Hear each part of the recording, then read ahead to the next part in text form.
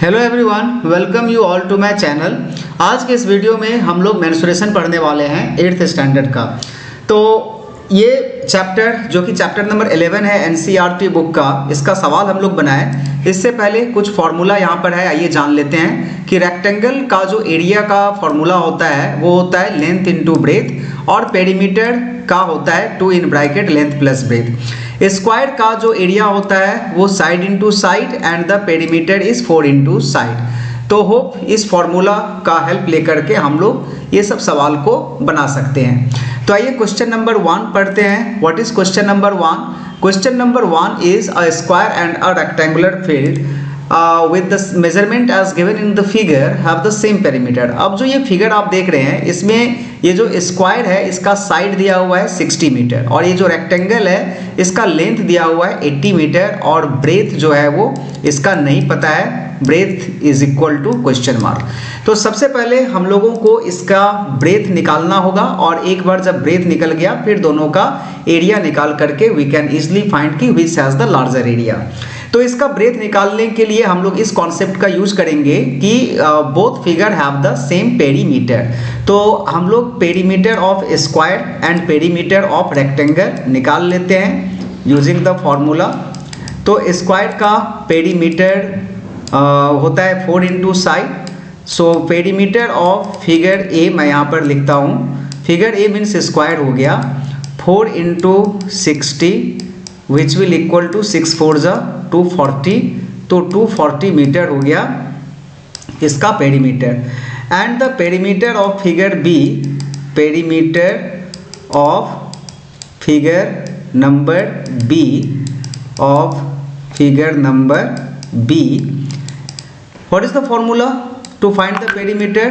2 into L plus B.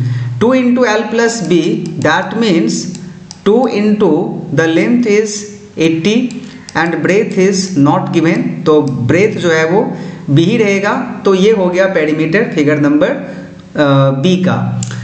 और जो question में दिया हुआ है, according to question both figures have the same perimeter. तो हम लोग को अभी करना क्या है, ये जो दोनों पेरीमीटर आया है 2 इन ब्रैकेट 80 प्लस बी और ये 240, इस दोनों को हम लोगों को इक्वल कर देना है, और इक्वल करके यहाँ से जो रेक्टेंगल है उसका ब्रेथ निकाल लेना है। तो यहाँ से अगर हम लोग 80 प्लस बी का वैल्यू निकालें, so this will be 240 divided by 2, that means 120। तो ये जो हो गया वो हो गया 120। इसके बाद मैं यहाँ पर कर रहा हूँ, तो यहाँ से ब्रेथ निकल जाएगा 120 माइनस 80, 120 माइनस 80 जो कि होता है 40 मीटर। तो 40 metre is the breadth of a rectangle, that means breadth आ गया इसका 40 मीटर। अब यहाँ पर क्वेश्चन पूछा है कि which field has a larger area. That means हम लोगों को दोनों फील्ड का एरिया निकालना है, जो कि एक स्क्वायर है और एक रेक्टेंगल है। तो अभी हम लोग यहाँ पर निकाल लेते हैं दोनों फील्ड का एरिया अलग अलग। तो area of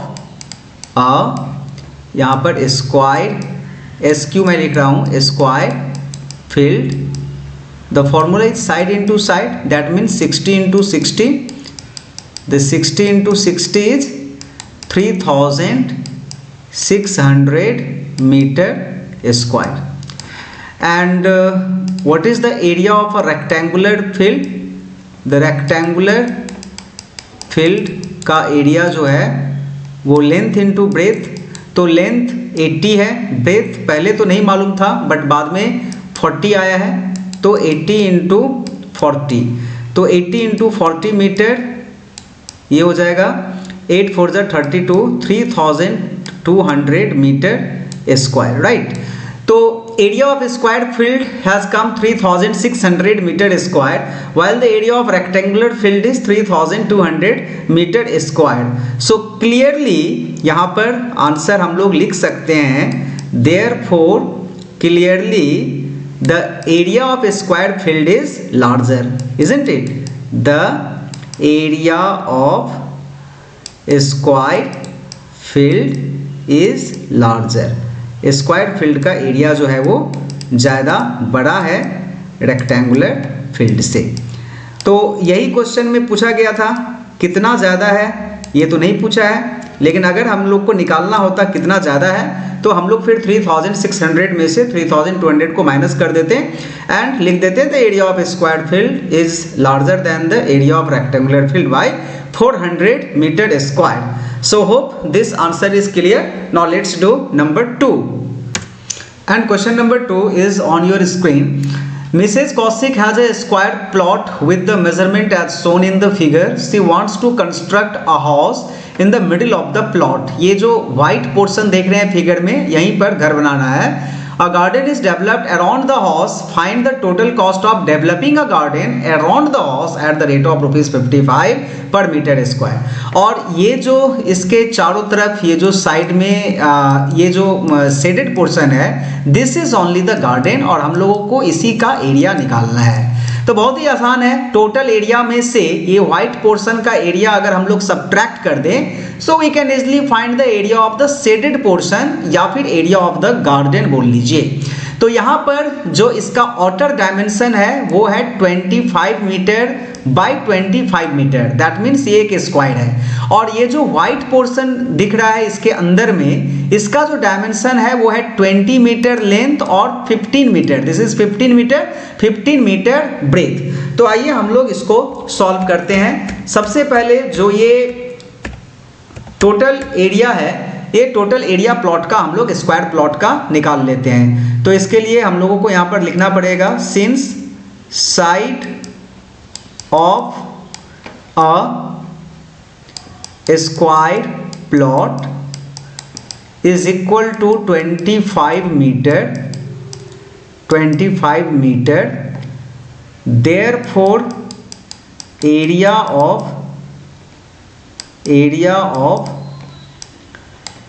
square plot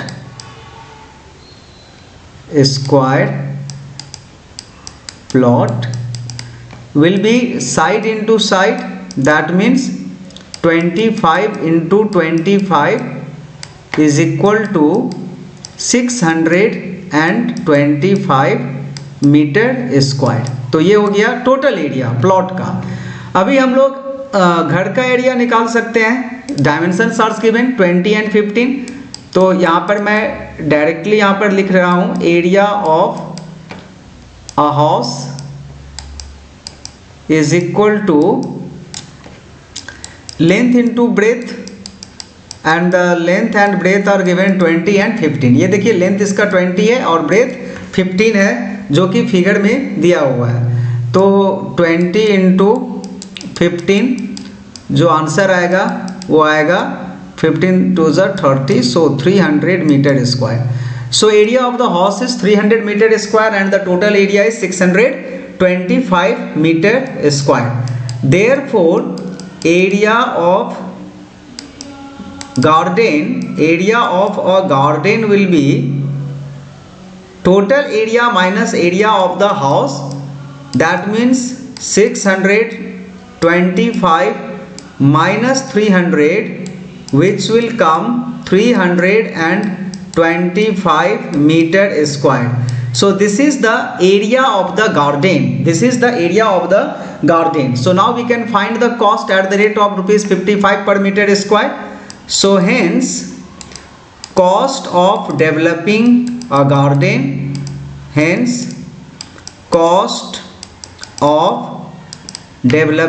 garden,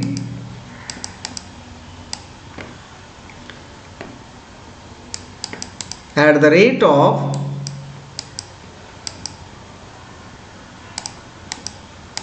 ₹55 per meter square, ₹55 per meter square is equal to ₹325 into 55, 325 into 55। और अगर हम लोग इस दोनों को मल्टीप्लाई करेंगे then the answer will come 17,875, 17,875। 75. So this is the cost for developing a garden, rupees 17,875, 17,875 रुपया जो है वो गार्डन को डेवलप करने में खर्च आएगा। अगर 1 मीटर स्क्वायर का एक्सपेंस 55 रुपीज़ हो तो